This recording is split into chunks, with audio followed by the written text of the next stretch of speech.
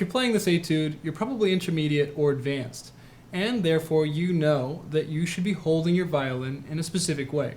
The way that I like to hold the violin is with something that Galamian coined as double contact. This double contact is where we hold the violin with 2 points of contact, never 1 and never 3. While there are exceptions to this, we're going to take a look at it now. The general basis of this is that we have 1 point of contact being our thumb touching the fingerboard, and another point of contact being our index joint touching the fingerboard.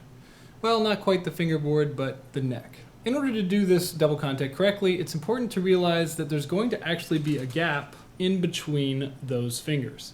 We're not going to actually allow the neck to fall into that hole. But that's not the end of double contact. You see, the point that we make contact with the violin on our index finger is going to be specific to what string we're playing.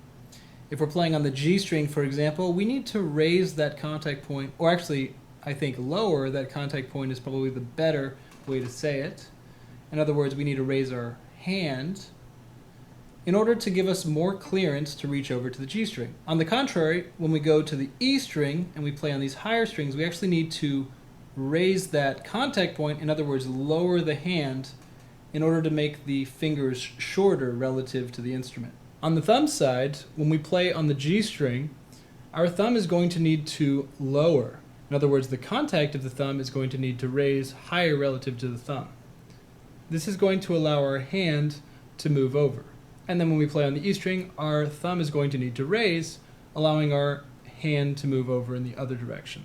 Because we play a constant stream of eighth notes in this etude without shifting, it really emphasizes within third position how the double contact should be shifting in order to accommodate each string.